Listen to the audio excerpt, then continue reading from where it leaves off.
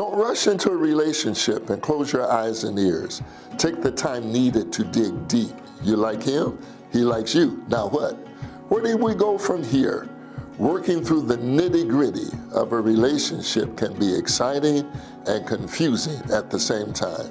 How do you figure out if a guy or girl is someone you want to spend the rest of your life with? You ask questions. Take the time to slow down and ask yourself and your man or woman. Questions is key. Listen.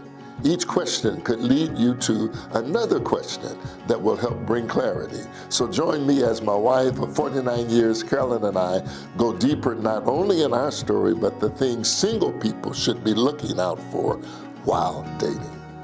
In my junior year in high school, guy that she was dating, Carolyn was dating, would come talk to me. And he says, "You're in church?" I said, "Yeah." He said, "I'm dating a girl that goes to one of those churches like you go to." And he said all of these wonderful things about her. He says, "But I like to go out. I like to club and partying. She doesn't want any parts of the party." And then he asked me for counsel and, how do you think I ought to handle that? I say, "Well, this is what I think you ought to handle that. She's not going to probably change and do that. You'll probably need to be the one changing." Then he graduated, and then I became a senior. And then a few years later, I meet Carolyn at church. I'm going, "Oh, this is the young lady that by that time he was talking about." Yeah. Young people, have always gravitated to EC. I was introduced to her by a girl I dated. So when I saw her, I went like, wow, she's very stunning. I liked the fact that she was independent. She had a class about her. And everybody talks about her class now, but she had that class then. And I was very impressed with that. I said, I want to get to know her. Her grandmother first started attending our church, then her mom came and joined, and then she would come when she come home from college and attend. I would just visit. I was Sunday school superintendent, and she liked Sunday. She's always liked study of the word, always. And so she would come to our Sunday school and then go to the church that she was attending. And so I remember saying to her one time, "Well, if our Sunday school is that good to come to, what you think about coming to the church?" She said, "I have a church." I said, "Okay." So during this time, I was in college, and I would come home on the weekends sometimes. And one particular time, I had a friend in college. He just asked if I would hold on to his car till he comes back. So we drove from Manhattan to Kansas, and I dropped him off at the airport, and I was just, holding on to his car. And while I was home, I went to EC. Well, it wasn't called EC. It's Evangelistic Temple. Yeah. And so I went there for a service as everyone was leaving out, and I went out to the car and it would not start. And so I went back inside and asked if I could use the phone so that I could call someone to come and check out the car. And Jack said he didn't know nothing about cars. But he comes out to the car and he tells me to pop the hood like he knows what he's doing. So I popped the hood. I don't know what he did. And I don't know why the car wouldn't start at first, but it started right up. It's these anointed hands I have now. The car started right up, and the window was down, and he put his hand, did something like this to my cheek. I pinched her on her cheek. I'm like, don't she was be, offended. Don't be touching me. Don't be touching me. She looks very stunned, like, I can't believe you touched my cheek. She said, like, what did you do? I said, my brother was a Camaro. And so I said, my brother had a car like this and before, and I just, did. What really, did I didn't do anything under the hood. I just popped the hood, said, "In Jesus' name." And the car started. It really started right up. Really she was shocked, and I looked at her like, "Yeah, you want to come back in and just talk to me," because I was locking up the church. Everybody else had left. And normally, when Carolyn would visit, she'd leave, early, right at benediction. She just cut out, and I said, That was the Lord's way of having her wait there so I could make my pursuit. We had a service at church, and I had just got this slamming Monte Carlo. It was cranberry red with a white vinyl top. It was sharp. Carolyn came home that weekend. She was at that service.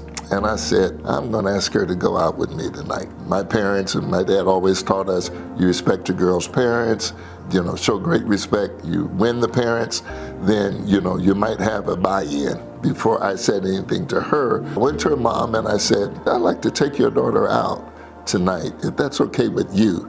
And she smiled and she said, sure, So I went to Carolyn and I said, I already got permission from your mom. She said, permission from my mom? I'm a grown woman. And I said, but you're still in your mama's house, and I'm taught to respect your mom. I said, would you go with me? And so she humbled and said, sure, I'll go with you. Back in the day, keep in mind, this is 49 years ago, okay? 49 years ago. Yeah, we went to, there's this little hamburger joint. Was it Paul's? It was Paul's. Yeah, and I what was called Eden's then. Eden's, yeah. Eden's then. Ordered a hamburger basket. You get fries, onion rings, and the thing was a shake. Yeah. Yeah. So, and that was our first date. My feelings as far as the way that I looked at things at that time. Remember, I am a junior in college, getting ready to go into my senior year, and it was very, very important to me to complete all of that. So, I thought he was a nice guy and all that, but I didn't think he was, he was a nice church guy. You thought it was boring, you said? Yeah, I did. I thought he would be a very boring type person because he looked serious all the time. All the time. Yeah. He's at that time he was the organist as well as serving along with his dad, and he'd just be on the organ. He just look all, stern and stuff, and I'm like, nah. So it took a while after I got to know him a little bit better and know that his sitting on the organ was one person, a person outside. Like that other person outside. I was a little bit different. Some of the things about him that really kind of drew me more to him was, he was very personable and, funny. I won't say crazy acting, but he was a lot of fun. He was more outgoing than I was, and still is, as a matter of fact. Just very outgoing, very personable type person. So those were some of the things. I love the fact that she was independent and she was not a groupie, because sometimes growing up in the church, you see a lot of girls in the church, they're in groups, at clusters, and always together with a girlfriend or two or three of them, and always felt like if it was a group cluster like that, they talked a lot. And so whatever I would say to a girl I'm dating, if she's in a cluster, all the other girls in the group don't know it, And so I like the fact that she's very independent, and I think that's her strength coming from a single parent home. And she was just classy, very quiet. She says introvert. I'm more of an extrovert, so it kind of gave a balance. And then I liked her discipline that I saw.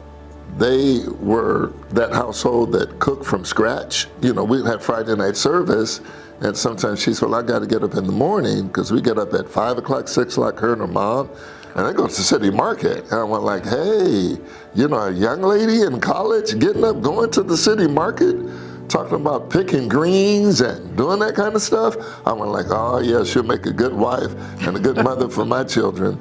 And then there were times like we'd be at church and she would, like that love language, are you hungry? Do you want something to eat? They live not far from the church. Well, once you come around to the house, I would be invited to eat. She had younger siblings, and they were coming to our vacation Bible school. And so I think they were instrumental too in kind of pulling us together. In college, and I called back home, my siblings would say, yeah, we went to vacation Bible school. Brother Jack this, Brother Jack that. I'm like, well, who is Brother Jack? Brother Jack. So they loved Brother Jack. Yeah. My grandmother loved Brother Jack. And so did my mom. Yeah, they did. So he won over my whole entire family. And that was a plus for me, It was maybe about a year and a half. A little bit over in a year, about a year and a half. Yeah. Yeah, it was about a year and a half. And I said, you know what? This is the young lady I'd like to spend the rest of my life with. And so I remember, I think officially, we went to the World War I memorial. She said, oh, this is just beautiful. And so we was just on a wonderful summer night. And he was just talking about his dreams and his aspirations and things that he wanted to do. So that kind of captivated me, that he had some goals. He had a vision of where he wanted to go. So that night I said, yeah, let me put it on. So I don't know if she was expecting, but I turned around and kissed her. It was Valentine's Day, I never will forget. So, you know, at that time they had huge cards. I mean, a card like this tall, this wide. And so the card was given a Valentine's greeting. And then when I took it to the house, gave her the big card. So all she sent is this big card. And then when she reads the bottom line of the card, there's an engagement ring taped to the bottom of the card. And she goes, oh. I said, will you marry me? Her family was there too, because they knew, they kind of knew what was going to take place. She just didn't know. Well, the day that we got married was a lot of challenges. She got upset with me. I did. Because she came by my house and said, I need you to go pick up the ginger ale. And then I said, I'm not going to be able to go pick up. For the reception. For the reception. You know, I said, I'm not going to be able to do that because we got a problem with the tuxedos. My tuxedo, I don't know what they did, but when I put the pants on, the pants came up to my calves. And so I said, this is not going to work. This is all Saturday, the day of the wedding. So give me in some more pants. She was trying to do something, came up the steps in your basement and messed up your toe. Yeah. So she couldn't even put on her wedding shoes. Her toe was swollen, I think. Yeah, she had to have footies on. She had to drag her leg down the aisle under the wedding dress. And so at the house, she said, well, you can't do this. I can't do all of this running. I said, well, I can't do what you want me to do. And so she speeds off on the day of the wedding. Speeds off. I said, she'll be all right. I got to go get this tuxedo taken care of. I can't be wearing high water pants. Then our wedding, the church held about 1,000 people. And it was next to a club, very popular club. So the wedding, I think, started at 6. We ended up starting a little late. And one reason why they say the wedding was starting late is there's so many people coming. And they were trying to get the people seated. And so what was funny, they told us that the people that were coming to the club for event they were having that evening couldn't even get into the club because of the people that were at the wedding. So the people that were going to the club said, you know what, we need to go see who these celebrities are. So they just, instead of going to the club, they delayed their event and all of them came to the wedding. You know, that's some of the things that happened on our wedding. There's a beautiful wedding. You know, we look at the pictures now and go like, wow. And so they called it the wedding of the year. Our bishop at the time, Bishop McDonald, did the vows, and my dad did the consecration prayer over us and communion. And he said to us at the end of the wedding, he said, before you go see a judge, come see me. And so I would often tell him, well, I haven't had to come see you. And so I said that to him, you know, a little bit before he passed away. He and my dad passed away about the same time. Well, things start transitioning. I ended up leaving college a semester early because I got a job offer with IBM. And it was at the time that door was open, and if you didn't take that door, you don't know when a door like that would come, which was a blessing at the time because we had began to prepare to have children. And so IBM had great, tremendous benefits at that time. And so trying to juggle work-life balance, ministry, I think for both Carolyn was teaching school, I'm working corporate, we're heavily involved in church. Yeah. You know, we would, you look back in time and you wonder like, wow, how do we really do all of that? You know, she get off from work, she go get one church van, I get off from work, go get another church van. Sometimes she's picked me up from work with dinner and Tupperware dishes so I'd have something to eat, because now we got to pick up the people for church. We're the last ones, lock up, drop everybody off, we're getting home late. And I remember one night, it was so funny. We first got married. And this was before we had children. Yeah, before we had children. Mm-hmm. And we're going home from church, and so she flips open the glove compartment of the car. And I go, what you doing? She said, I'm going to bed when you go to bed. I'm rolling my hair. Bought a whole set of rollers to keep them in the car, because we're the last ones to leave church. So when we get home on Sunday nights, you know, it's late. And so she says, when you get home, you crash, you out. I'm in there trying to roll my hair. They got a wash face and all that. She said, you know what, I'm going to bed when you go to bed. And that was so funny. I never will forget that. Pull that mirror down, start rolling that hair. I said, girl, you're so crazy. So as time went on, we had our first child, and then 2 years later, the second one, and then 5 years later, the third one. With children, of course, the dynamics of your relationship kind of changes, or the dynamics of the house kind of changes, because it's not just the two of you going here, going there. We meet up at a certain time, all's good. You have children that have to be taken care of. And so the juggling of now children plus careers plus ministry. Sometimes it did get somewhat challenging. I'm the type that I want home to be a certain way, and sometimes like they wanted to stay, but I know they had to be at school in the morning. So sometimes it was a bit of a challenge to make sure that I could leave or get the kids out. And then if I had, if I'm out of town speaking, time for a conference and their activities, school, then that was put on her, on Carolyn, to have to do that.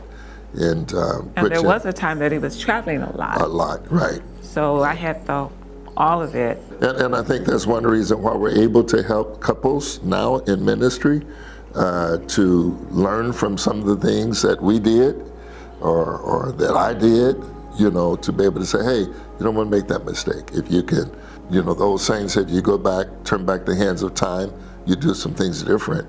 My saying, I say now, learn the lessons, forget the details, and you help people keep it moving. Say, this is what you don't want to do, because this is what you'll regret. So I guess our goal now to help couples is to have them make better decisions with fewer regrets.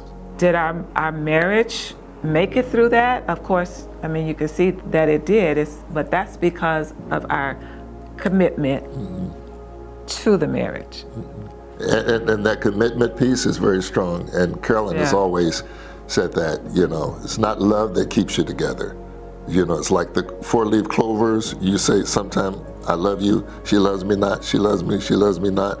But it's a commitment that you make. And she said to me some time ago over the years, when I made that commitment, divorce was not in the agreement. So our mindsets and what we thought we wanted in our 20s was different than when we made it to our 30s. Right. And then going into 40s, that's a different dynamics. And because our children are graduating then, and they are beginning to leave the nest per se. And then when we reach our 50s, we have grandchildren. So the dynamics of your life changes as you get older and as you mature. I'll put it that way, as you mature. So as we look back, we can say, boy, we were so silly. In August, it will be 49 years of marriage for us. And then, of course, the following year, 50. Boop, boop. So one of the things that when we meet with couples as they are preparing to get married, then we have these 49 years of experience that we really try to share with them. And one of the things is that when we're sitting down with couples is, what is your expectation? What is it that you really want in a marriage or in that person? Because what we found out that couples, when they get married and they haven't really gone deep enough in conversation, that there are a lot of things that I'm thinking is on my script, but it's not on his. This is what I'm expecting, because for us as women, I think every little girl has a thought about their marriage, their day, that when they'll meet their knight in shining armor, and he's gonna come take her away, maybe not on a white horse, but maybe it's a limo, but whatever that it is. But those expectations, what is your expectations? A lot of marriages end in divorce because of unmet expectations, but they were never communicated. You didn't ask me about that. You didn't ask me about my ideas of how money should be handled in a household. You didn't ask me about this or that. So we really tried to go a little bit deeper than what a couple would normally talk about. And I hear them say all the time, we talk about everything. And once we get to talking, well, no, you don't talk about everything. So it's what we try to do with singles as they are in relationship is pull back some layers. Let's go a little bit deeper and talk about certain things. So a few years ago, Bishop and I did a session called Red Flags.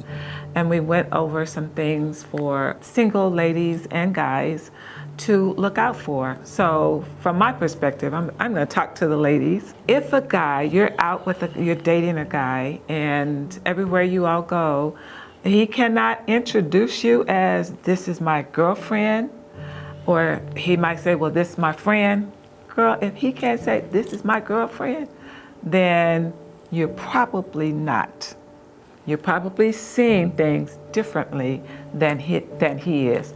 So I say, run. On the street, they call him a player. And so I always say to young ladies, watch the vibe. So if you're out for a date, and he's whining and dining you, and you say it's even the first date or the second date, he is trying to give off signals like, are you ready to go home? Or, it's a beautiful night, we can go to my place. He's probably hinting to you that he wants a bedmate and not a soulmate. And when that happens, those are red flags. Sometimes people say, get to know them a little bit before certain conversations come up. Well, I say, put it on the table. First date, second date, you want to know what is his intentions. And if he says, well, I'm not sure, I'm not sure if I'm the marrying type, then you are spinning your wheels with somebody and you need to move on. And we've seen that scenario working with couples. We've seen them together 15 years, still not married. 10 years, still not married because it's not the marrying type, but you get locked in.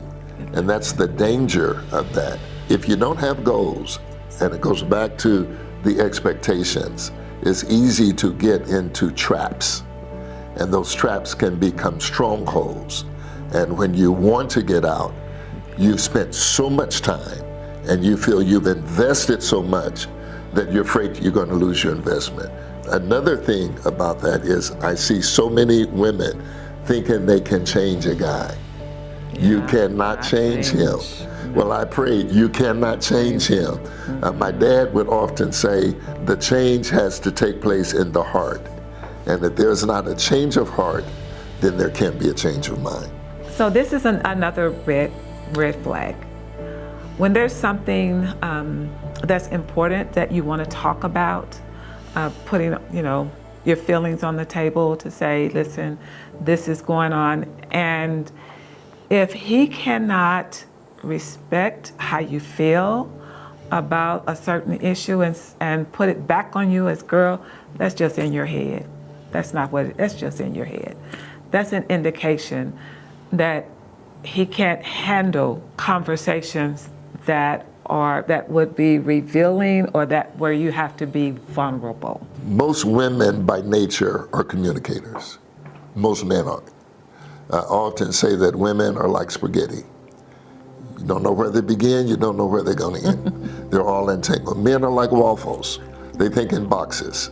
He has to process things. Well, that spaghetti is a little bit different because when you say women are like spaghetti, it's because everything that's connected to us is affected. Right. So whatever happens to us, trust me, our children are going to be affected. If we have parents, they're going to know about it. Everything that's connected to us is going to be affected by whatever is going on with us. So that's why we are like spaghetti. Right, and men are like waffles in the little boxes. They think in little boxes, and they have to process things step by step at a time. And sometimes if they have not been around or raised in an environment to communicate and always shut down, a lot of things can go back to childhood, environment, exposure, the kind of family that a man or a woman was raised in can determine their level of being able to communicate. And sometimes it's an escape. not to deal with it because you don't want to have that crucial conversation. And that is key in marriage, premarital. We encourage any couple that thinks you want to spend life together, go through the premarital counseling. Yeah. I don't mean sitting down with a pastor and he talks to you for an hour. I mean a certified program, and that's what Pastor Carolyn does. She's been certified in that. And every couple that we've had go through that marriage enrichment program has come back and said it has been the best thing that has ever happened to them. And we've had couples go through it, and at the end of it, they say, we're just going to be friends. Yeah. Because it brought out so much from communication, strength, conflict resolution, finances, the whole 9 yards, spirituality. Another thing that we would tell singles as they are dating, make sure that you get to see the whole person. And by that I mean, see how they interact in family gatherings. See how they connect with their siblings or with their parents or, in that family setting. Are they withdrawn or do they communicate? Find out, look, take a good look at how they communicate in their family. And then with friends, look how they communicate when you're out with a few other people. Do they get mad quickly? Do they shut down when something doesn't go their way? All of those things are indicators. So it's not to say that they're not a good person, right. But you want to know what you're dealing with as much as possible before you find yourself walking down the aisle with a person that you've overlooked some things. Because that cupcake season can really fool you. You got to know that the honey's not always on the moon. It's going to drip. It's going to drip. So another red flag is the person that you're dating, they've got to be in your presence all the time. They have to see you every day, on the weekends. It's like you are their only outlet. You're their only person, that they have to do anything with. Attachment, correct. So that's a problem. That's a red flag, because what would you call that? I would call it a red flag. I would call it attachment syndrome, where you are seeing signs of insecurity, signs of manipulation, signs of control. And those relationships are not good. You need to notice those signs early on, because what will happen, it will be a separation from family, separation from friends. So all the world that you've been used to, now you're in a bubble. Yeah. You're controlled. Mm-hmm. And another way of control, but when he's telling you, no, I don't like you to wear your hair like that, you shouldn't wear your hair like that, or that, this is the type of clothes you should wear, and just kind of ruling who you are, then that is a controlling spirit. So if a guy does that and you're just dating them, then you can imagine how it would be if you actually married that person. So what we're saying with these red flags is, look at the red flags, don't ignore them, because the things that you ignore today will present a problem later. Know the issues, or know these things that you can see, and don't ignore them. And then make a conscious decision. Is this somebody that you can deal with for the rest of your life? And then the decision can be governed by, is this going to complement me or complicate me? Yeah. And then the other part of that, is it going to complement the people in my circle, in my family that I'm attached to, or is it going to complicate things for them? And I would say also to that we know that people mature. Do you have the capacity at this point in your life to really deal with that? Mm-hmm. We have talked to couples that as they were, planning their big day, and then we begin to go through different things, especially when it comes to finances, putting the finances on the table to know what your debt is and all of that. But we've seen some that would not necessarily lay it out on the table. And that is one of the things that will show up in a marriage that could destroy the relationship, because things were kept undercover when it should have been brought out in the open. And not only that, not only money, do they have a condition that would affect the marriage relationship if you were to continue on? So some things people need to, I think you need to bring all these things on the table at the beginning. Mm-hmm. And I say at the beginning because when you are emotionally involved with the person over time, you have a tendency to just overlook it and go ahead and, get married to the person, although you see all these things. Women want security. My wife will say that all the time. I want security. Yeah. And when they don't have security, the instability is a threat to their livelihood. And if a man is always changing jobs, always getting fired, and you're always, say you're married and he's always having to move, you don't have stability for yourself, stability for your children, that's a red flag.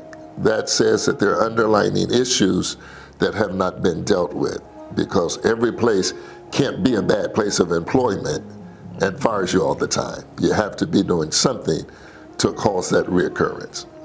So pay attention to that red flag. Another red flag is when a man believes roles are for everyone in the household but him. They talk about 5 love languages. One of mine is I like doing things at the house. For example, my wife cooks, and even when she had our boys were home, she spent a lot of time in the kitchen. Well, we're empty nesters now, but I saw a sign and I had it put on the cabinet that says, if she who cooks shall not clean. So when she cooks, it's automatic. I'm going to wash the dishes. I'm going to do some laundry. If something needs to be done, she'll remind me this needs to be done, because, she has the schedule too. So it doesn't take from me, she has a pet peeve about making the bed, Don't get up out of that bed and leave it all day and the bed's not made. And a funny thing, there's sometimes maybe I got up in a hurry and she's gone, but I circle back before she gets home to have that bed made. But coming into a relationship and a marriage, it's an equal share, you balance out each other. So if one is heavy into something else, you see how you can lighten the load. So it doesn't take from masculinity, if she cooks, to get up and do the dishes or not head for the lounge room to watch the TV. She's still on her feet, she's labored, help out. And I know she appreciates that when I do that. So when we're talking to dating couples, then, so what we're asking them is, what is your idea of the role of a man? What is your idea of the role of a woman? What do you expect? So when you put those things on the table, what is your expectation? Do you think a man should be the one to do the outside work of the home? Or do you think a woman's place is cooking, cleaning, take care of children, and you don't help? Because a lot of times what we believe comes from how we were raised. Right.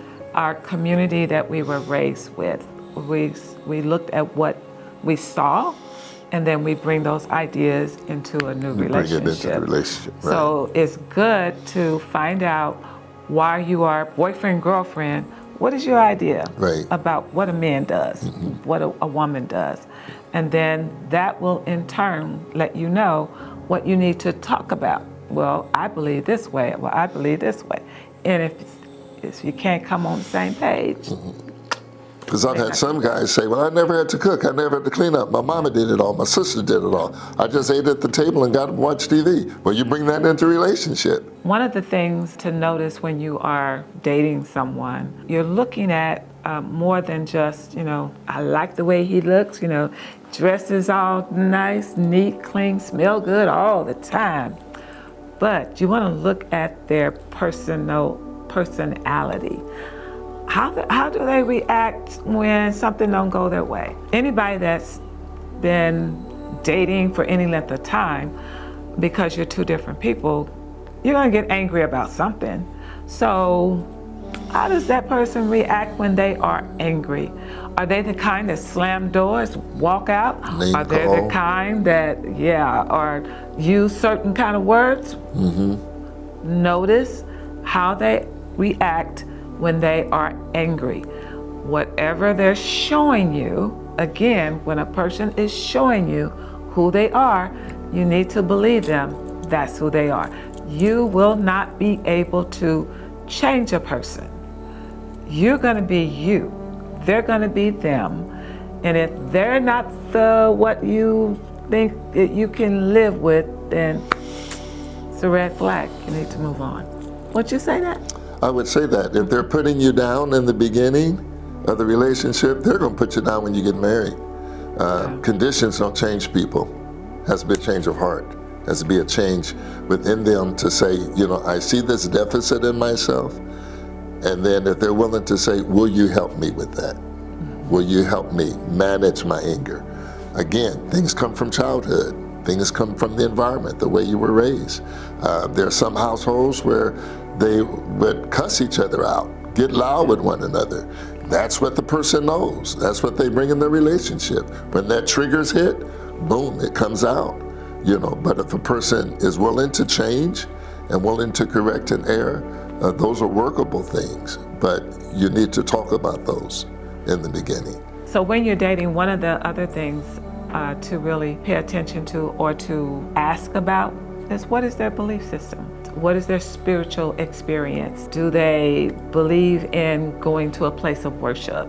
Or are they the kind that believes I don't have to go into a building, I can just watch whatever on television?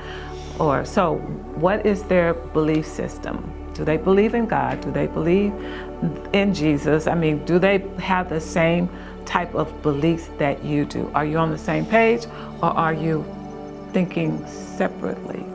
Would you say? I would definitely agree with that, because even the scripture says, how can two walk together except they be agreed? And then what happens if you're talking about a marriage and you're going to bring children into this marriage? One has one spiritual belief, the other has another spiritual belief. So what is the household going to believe? Is it going to be, well, I want my child to find their own way? Some say that. And then some say, as for me and my house, we will serve the Lord. But those things have to be talked about early on. Before. Yeah. Because when the eye candy is no longer eye candy, you're going to have to live together, and you're going to have to live together in those areas. In America, 50% of divorces are happening even now. That's within and without outside of the church. Just as many as get married as getting divorced. So there's some dynamics that are going on here. And I think taking the time out to really find out deeply about each other before walking down the aisle and before saying I do. And I do think it's important that you not get emotionally, physically, sexually involved, because that will cloud your thinking. Definitely. You will inevitably accept who they are because of the intimacy. But it's not, the intimacy is not what's going to keep you all together. That's why it's important to ask questions early on, because asking Early the question, yes, early on, asking Before the you questions, get too much investment. too much invested, absolutely, causes you to be able to dive deeper in the relationship. So ask questions.